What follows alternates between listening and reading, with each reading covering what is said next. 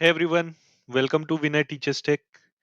I am your host and dost Vinay. So, welcome back to the Python Mastery series. In our last lecture, we covered operators and conditional statements. But what if we want to execute a block of code multiple times?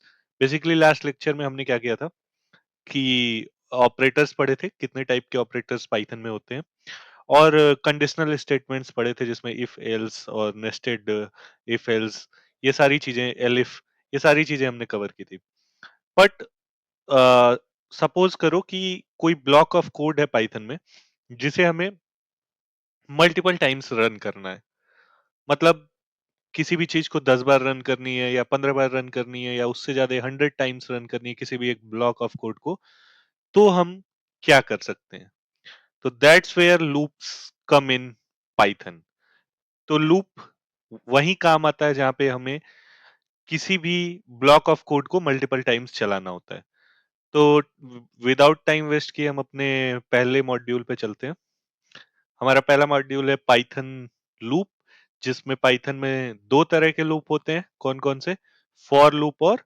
While loop okay तो अगर definition समझना हो कि loops basically है क्या तो loops allow us to execute a block of code multiple times मतलब loop क्या करता है हमें अलाउ करता है कि किसी भी एक ब्लॉक ऑफ कोड को मल्टीपल टाइम एग्जीक्यूट कराने के लिए इससे क्या होता है इससे रिडंडेंसी रिड्यूस हो जाती है और इफिशियंसी इंप्रूव होती है तो पाइथन कितने पाइथन में कौन कौन से लूप हैं तो फॉर लूप है और व्हाइल लूप है तो विदाउट टाइम वेस्ट किए हम चलेंगे अपने मैंने एनाकोंडा आप लोगों ने डाउनलोड कर लिया होगा चलेंगे जुपिटर नोटबुक पे और यहाँ से न्यू पाइथन 3 और ये है हमारा पाइथन लेक्चर नंबर 4 तो इसको हम रीनेम करेंगे okay Python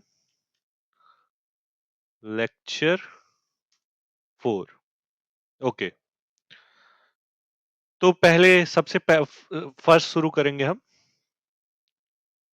for loop okay for loop होता क्या है तो अ फॉर लूप इज अच्छा होता क्या है वो तो ठीक है लूप हमने बता दिया कि मतलब अ ब्लॉक ऑफ कोड को जब मल्टीपल टाइम्स चलाना हो तो लूप तो यही बेसिकली वो फॉर लूप भी वही काम करेगा व्हाइल लूप भी वही काम करेगा बट फॉर लूप का यूज कहाँ होता है तो अगर ऐसे डेफिनेशन वाइज बात करेंगे हम तो a for loop is used when you know how many time you want to iterate over a sequence basically अगर डेफिनेशन की बात करेंगे तो फॉर लूप को हम तब यूज करते हैं जब हमें पता होता है कि नंबर ऑफ आइट्रेशन कितना हो सकता है जैसे कि किसी लिस्ट पे हमने चलाया टपल पे चलाया या स्ट्रिंग पे चलाया तो बिना देरी किए एक एग्जांपल लेते हैं सपोज दैट हमने क्रिएट किया एक लिस्ट लिस्ट भी हम लोग आगे पढ़ेंगे फिलहाल के लिए आप देखो ऐसे लिस्ट क्रिएट होती है पाइथन में जिसमें पहला एलिमेंट हमने डाला एप्पल क्योंकि ये फ्रूट्स की लिस्ट है दूसरा है हमारा बनाना तीसरा हम ले लेते हैं मैंगो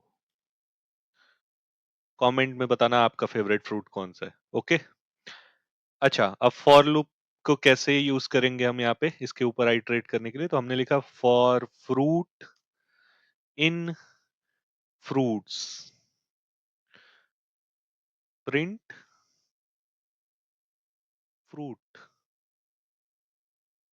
अब इसको रन करा के चेक करते हैं इसने क्या किया इसने एक ही इस लिस्ट को कितनी बार आइटरेट किया मतलब ये वेरिएबल है फ्रूट इसके जगह हम कुछ भी ले सकते हैं एक्स वाई जेड कुछ भी जैसे कि मैं लेके दिखाता हूँ यहाँ लिया एक्स और यहाँ भी लिया एक्स और फिर करा दिया रन आउटपुट इज सेम तो आउटपुट हमारा सेम है तो क्या हो रहा है यहाँ पे कि एक ही कोड को कई बार रन हो रहा है तो जितने इस लिस्ट के अंदर एलिमेंट्स हैं उतने टाइम ये फॉर लूप रन करेगा और वो इसको पता कहाँ से चल रहा है क्योंकि यहाँ पे हम दे रहे हैं कि फॉर अच्छा इजी कितना है पढ़ने में ये देखिए फॉर फ्रूट इन फ्रूट्स कि मतलब जितने फ्रूट हैं, फ्रूट्स के अंदर उन उन फ्रूट को आप प्रिंट करा दीजिए।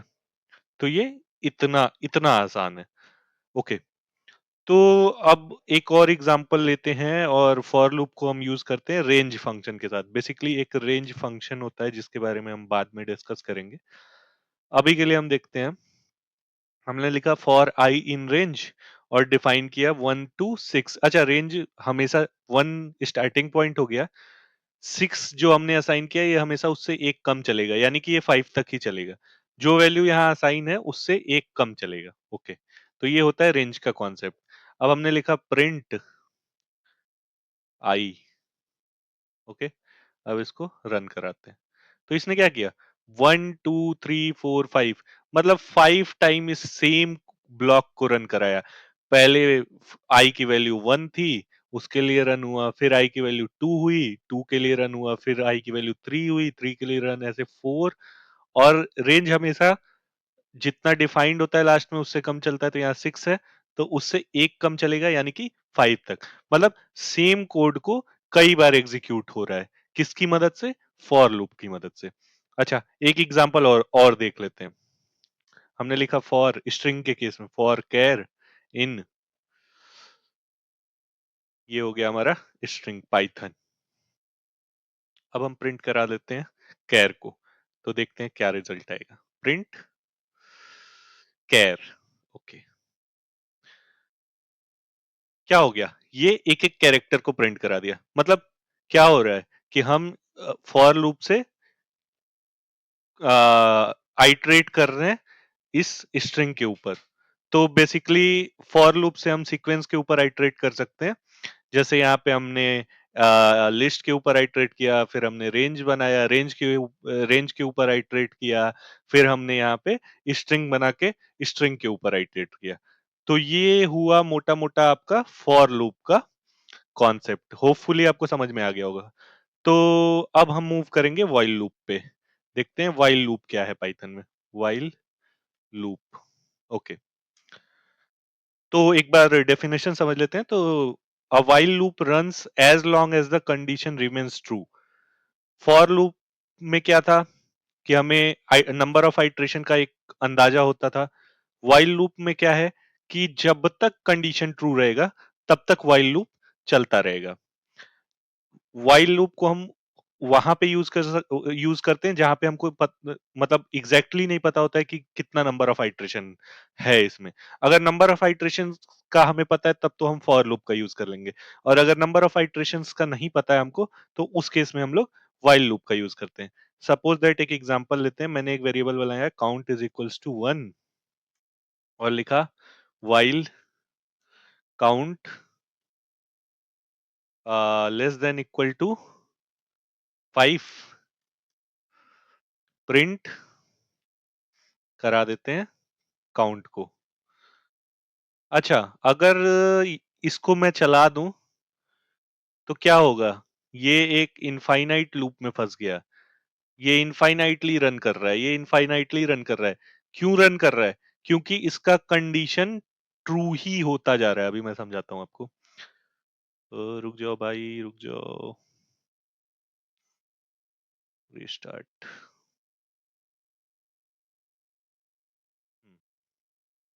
ठीक है, अब यहाँ पे क्या हुआ, मैंने कहा कि जब तक काउंट की वैल्यू, सबसे पहले हमने 1 असाइन की। हमने कहा जब तक काउंट 5 या उससे छोटा है तब तक काउंट को प्रिंट कराते जाइए। अब 1 तो हमेशा 5 से छोटा है, तो यानी कि 1 एक इनफाइनाइट लूप में फंस गया और ये चलता रहेगा। इस कंडीशन को सॉल्व करने के लिए हम यहाँ पे क्या करेंगे, एक चीज लिख देंगे, count plus is equals to, अगर आपको याद हो असाइनमेंट ऑपरेटर के बारे में। अब हम इसको रन कराते हैं। ये क्या हुआ, अब पहले आइट्रेशन में काउंट की वैल्यू 1 थी, यहाँ आया 1 क्या है, 1 लेस है 5 से, 1 प्रिंट हो गया। 2 थी, 2 लेस है 5 से, 2 प्रिंट हो गया। 3 भी लेस है 5 से, 3 प्रिंट हो गया। और यहाँ पे ये काउंट को एक एक बढ़ाते जा रहा है, इस वजह से मैं बढ़ा रहा हूँ। फिर यहाँ पे 4 है, 4 भी लेस है 5, 5 इक्वल हो गया जी। अब ये हो गई 6, यहाँ आया 6, कंडीशन नहीं मेट कर रहा है तो व्हाइल लूप से हम लोग एग्जिट कर जाएंगे। ओके, तो दूसरा एक एग्जांपल और मैं दिखाता हूँ कि अगर while लूप को हम लिख दें while true और यहाँ पे हम प्रिंट करा देते हैं कि दिस विल रन फॉरएवर। अब देखिए क्या होगा। ये फंस गया जी। ये इनफाइनाइट लूप में फंस गया और ये देखिए लगातार चलते जा रहा है, this will run forever, this will run. इसको हमें फोर्सफुली स्टॉप करना पड़ेगा। जब तक हम इसको फोर्सफुली स्टॉप नहीं करेंगे तब तक ये रुकेगा नहीं। तो while लूप में जब तक कंडीशन ट्रू है तब तक वो चलता ही जाएगा, चलता ही जाएगा, चलता ही जाएगा। ओके, ये हटा देते हैं हम। हम्म, ठीक है। अब ये तो बात हो गई while लूप। थोड़ी सी बात कर लेते हैं कि डिफरेंस क्या होता है बेसिकली while और फॉर लूप में। तो पहला डिफरेंस क्या है, फॉर लूप में जब नंबर ऑफ आइट्रेशन नोन होता है तो वहां पे हम लोग फॉर लूप यूज कर लेते हैं, और जब नंबर ऑफ आइट्रेशन अननोन होता है तो वहां पे हम लोग while लूप यूज कर लेते हैं। किसी भी सीक्वेंस पे अगर आइट्रेट करना है तो वहां पे हम लोग फॉर लूप यूज कर लेते हैं, और व्हाइल लूप जब तक की कंडीशन फॉल्स नहीं हो जाती है तब तक रन करता रहता है। बेसिकली हम लोग लिस्ट, स्ट्रिंग और रेंज पे फॉर लूप को यूज करते हैं, और जहाँ पे यूजर इनपुट या waiting for some condition type का ऐसा सिनेरियो बनता है वहां पे हम लोग व्हाइल लूप का यूज कर लेते हैं। तो ऐसे समझ लो कि जहां पे हम लोग नंबर ऑफ आइट्रेशन को काउंट कर सकते हैं वहां पे फॉर लूप यूज हो गया, और जहां पे हमको पता ही नहीं है कि नंबर ये लूप कितनी बार चलेगा वहां पे हम लोग सिंपली व्हाइल लूप का यूज कर लेते हैं। ओके, अब आ जाते हैं हम सीधे अपने सेकेंड मॉड्यूल पे विदाउट टाइम वेस्ट किए, जो है लूप कंट्रोल स्टेटमेंट, जिसमें आते हैं ब्रेक, कंटिन्यू और पास। ओके, सीधे कोड पे चलेंगे, कोड से समझेंगे। तो सबसे पहले हम समझेंगे ब्रेक के बारे में। ब्रेक क्या करता है? तो break exits the loop completely when a condition is met. अगर हमने कोई कंडीशन डाला और वहां पे ब्रेक लगाया तो ब्रेक क्या करेगा, लूप को तुरंत एग्जिट कर देगा। कैसे, हम आपको एक एग्जांपल से समझाएंगे। हमने लिया for I in range 1 to 6, मतलब 5 बार चलाना चाहते हैं हम इसको। दूसरा हमने लिखा if i is equals to 3, यहाँ पे हमने लिखा ब्रेक, और फिर हम एक नीचे गए और यहाँ पे हमने कराया प्रिंट आई। अब इसको इसको थोड़ा सा समझेंगे हम। हमने लिखा कि for I in range 1 to 6, तो सबसे पहले ये 1 से 5 तक चलेगा। दूसरा हमने लिखा कि आई की वैल्यू जब 3 हो जाएगी तो आप ब्रेक कर जाना। आप देखो ये करता क्या है, इसने प्रिंट कराया 1 और 2, सिर्फ 1 और 2, जबकि इसको चलना चाहिए था 5 तक। क्यों? क्योंकि हमने एक कंडीशन दिया कि आई की वैल्यू जैसे ही 3 हो रही है आप ब्रेक कर जाओ, तुरंत से इस लूप से बाहर हो जाओ। तो ये होता है ब्रेक का यूज। ओके, तो आई होप कि ब्रेक क्लियर होगा। अब हम चलते हैं कॉन्टिन्यू पे। कॉन्टिन्यू, कॉन्टिन्यू क्या करता है? हमने लिखा सेम लेते हैं, for I in range 1 to 6 ही ले लेते हैं, 1 to 6। और फिर हमने लिखा if i is equals to 3, continue, continue करा दिया, और यहाँ पे हमने आई को प्रिंट करा लिया। अब यहाँ पे क्या होगा, ये डायरेक्ट इसके एग्जीक्यूशन से ही समझ लेते हैं। तो इसको हमने रन करा 1 2 4 5, मतलब continue skips the current iteration and move to the next one. हमने क्या किया, बेसिकली इस लूप को तो 1 2 3 4 5 चलना चाहिए था लॉजिक के हिसाब से, पर हमने लिखा कि जब आई की वैल्यू 3 हो रही है तो आप कंटिन्यू कर जाओ। मतलब कि उस आइट्रेशन को आप स्किप कर दो। ब्रेक क्या कर रहा था कि वहीं पे लूप को ही ब्रेक करके निकल जा रहा था, मतलब कोड से एग्जिट हो जा रहा था, लूप ब्रेक हो जा रहा था। लेकिन कंटिन्यू क्या कर रहा है, उस करंट आइट्रेशन को मतलब move to the next one चला जा रहा है, करंट आइट्रेशन को स्किप कर दे रहा है। तो ये बेसिकली काम हुआ आपका कंटिन्यू का। तो होपफुली कि ब्रेक और कंटिन्यू आपको क्लियर होगा। अब हम चलेंगे पास स्टेटमेंट पे। पास, तो पास क्या करता है? Pass does nothing but act as a place holder when a loop or function is required. अब suppose that I have some, मतलब प्लेस होल्डर है एक। सपोज दैट हमने लिखा फॉर आई इन रेंज 5, और हमने लिखा if i is equals to 3, तो हमने यहाँ पे लिखा पास, और फिर हम प्रिंट करा देते हैं आई को, प्रिंट करा देते हैं आई को। ओके, अब इसको हमने रन कराया। तो हाँ, बेसिकली जब हम कोई रेंज में कंडीशन नहीं देते हैं स्टार्टिंग पॉइंट, तो वो 0 से स्टार्ट होता है, और ये 5 दिए हैं इसलिए 4 तक। मतलब यहाँ पे हमको कुछ कंडीशन देना था, लेकिन वो कंडीशन अभी हमें नहीं पता है, तो यहाँ पे हमने एज अ प्लेस होल्डर पास लिख दिया। मतलब पास का इतना ही यूज होता है कि जब भी हम कोई लूप या फंक्शन लिख रहे होते हैं और वहां पे हमको एग्जैक्टली आइडिया नहीं होता है कि अभी यहाँ क्या करना है, तो वहां पे हम लोग एज अ प्लेस होल्डर पास लिख देते हैं, ताकि ये कोड रन करे और उसको कुछ ये अफेक्ट भी ना करे। ओके, तो आई थिंक हमारा आज का टॉपिक क्या क्या कवर कर लिया हमने। हमने कवर कर लिया फॉर लूप, व्हाइल लूप, और हमने कंट्रोल स्टेटमेंट कवर कर लिया जिसमें ब्रेक, कंटिन्यू और पास है। ठीक है, उसके बाद हम बात कर सकते हैं कुछ ट्रिक्स की। मैं आपको एक ट्रिक्स, ज्यादा ट्रिक नहीं बताऊंगा, मैं आपको एक ट्रिक बताता हूँ। सपोज दैट हमने लिखा फॉर आई इन, पहले मैं इसको दूंगा ट्रिक। गाइस, ट्रिक नहीं मिस होनी चाहिए।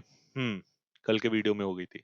फॉर आई इन, यहाँ पे मैंने लिखा रिवर्स्ड, रिवर्स्ड, और फिर मैंने लगाया रेंज। बेसिकली रिवर्स्ड एक फंक्शन है, रेंज भी एक फंक्शन है। हमने लिखा 1 to 6। ओके, और हमने लिखा प्रिंट आई। अब आपके हिसाब से क्या प्रिंट होना चाहिए, जरा 2 मिनट का पॉज लेके बताना यहाँ पे आप, और अब रन करा के देख लेते हैं। तो इसने क्या किया, इसने रेंज को ही उल्टा कर दिया। मतलब एक तो रेंज यहाँ 6 है, तो वो 5 तक ही चलेगा, तो इसने बस ऑर्डर रिवर्स कर दिया। बेसिकली ये एक ट्रिक ही कह सकते हैं, या फिर टिप्स कह सकते हैं एक।